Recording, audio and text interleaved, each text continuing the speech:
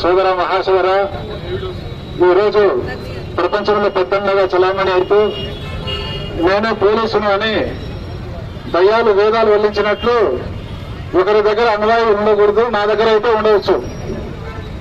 80 ఏళ్ళు 70 ఏళ్ళ నుంచి అణ్వాయులు తయారు చేసి పెట్టుకొని, వందల వేల అణ్వాయులు తయారు చేసి పెట్టుకొని హిరోషిమా నాగసాగి పైన బాంబులు వేసి వేలాది లక్షలాది మందిని హత్యలు చేసిన కిరాతకుడు నీతి గురించి న్యాయం గురించి మాట్లాడుతున్నాడు. అతని చరిత్రే రక్త చరిత్ర. ఆఫ్ఘనిస్తాన్ లో గాని, ఇరాక్ లో గాని, సిరియాలో గాని, లిబియాలో గాని లక్షల మందిని హత్య చేసి వికలాంగులుగా, అనాథలుగా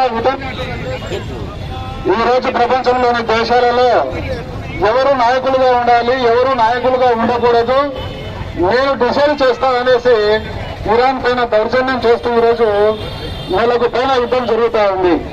ఎక్కడ యుద్ధం జరిగినా కానీ ఇది ప్రజలకు చాలా నష్టం కలుగుతుంది. ఒకరు జోక్ వేశారు, కార్టూన్ వేసి ఏం వేశారంటే, యుద్ధం ఒక చోట జరుగుతూ ఉంది, ఒక చోట వస్తా ఉంది అంటారు. అంటే మన ఇండియాలో కొన్ని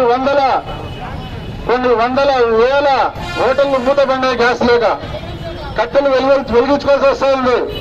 అదేవిధంగా మన దేశం నుంచి కొన్ని కోట్ల మంది గల్ఫ్ దేశాల్లో ఉపాధి కోసం వెళ్లి ఉన్నారు. అక్కడ శాంతి లేకపోతే, భద్రత లేకపోతే ఆర్థికంగా మనం కూడా చితికిపోయేదానికి అవకాశం ఉంది. మన వాహనాలు నిలబడిపోయేదానికి ఉంది. మనకు గ్యాస్ సిలిండర్లు సప్లై కాకుండా ఉండేదానికి అవకాశం ఉంది. అందుకోసమే ప్రపంచం అంతా కుగ్రం అయింది. కాబట్టి ఎక్కడ దౌర్జన్యం జరిగినా, ఎక్కడ దుర్మార్గం జరిగినా చెడును చెడుగా, మంచిని మంచుగా తెలిపే హక్కు మనకందరికీ ఉండాలి. అందుకోసమే ఒక గొప్ప గురువు ఏమన్నారంటే, ఎక్కడైతే దౌర్జన్యం జరుగుతాదో మీకు శక్తి ఉంటే ఆ దౌర్జన్యాన్ని ఆపాలి. ఒకవేళ మీకు ఆపే శక్తి లేకపోతే కనీసం నోటితో చెప్పాలి ఇది చెడు అనేసి. కనీసం ఆ చెప్పే శక్తి కూడా నీకు లేకపోతే కనీసం చెడును చెడులుగా భావించాలి. లేకపోతే ఆ చెడులో నువ్వు కూడా పాల్గొన్నట్టే అని విశ్వకారుణ్యమూర్తి గారు చెప్పడం జరిగింది. ఈ రోజు ప్రపంచం అంతా ఒక శరీరం మాదిరి, ఒక పల్లె మాదిరి అయిపోయింది. కాబట్టి శరీరంలోని ఒక అవయవానికి దెబ్బ తగిలితే మొత్తం శరీరానికి ఏ విధంగా అయితే బాధ కలుగుతుందో, ప్రపంచంలో ఎక్కడ దౌర్జన్యం జరిగినా కానీ నిరసించాల్సిన అవసరం ఎంతైనా ఉంది. మనం చూస్తూ ఉన్నాము, 2-3 సంవత్సరాల నుంచి పాలస్తీన్ పైన దుర్మార్గాలు చేసి, బాంబులు వేసి ముసలి వాళ్లను, పిల్లలను, మహిళలను అని చూడకుండా ఆ దేశాన్ని సర్వనాశనం చేయడం జరిగింది. అదేవిధంగా ప్రపంచంలోనే అతి పెద్ద జనాభా కలిగిన దేశము, అతి పెద్ద ప్రజాస్వామ్య దేశానికి అతను హెచ్చరిక చేస్తాడు.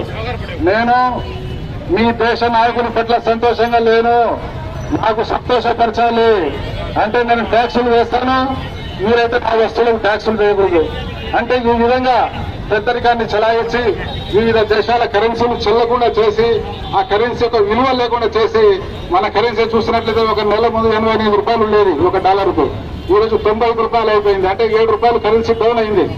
ఎప్పుడైతే ఈ కరెన్సీ విలువ డౌన్ అవుతుందో మన సరుకులన్నీ పెరుగుతాయి, రవాణా ఖర్చులు పెరుగుతాయి, ఆ కష్టమంతా పేదలు కలుగుతాయి.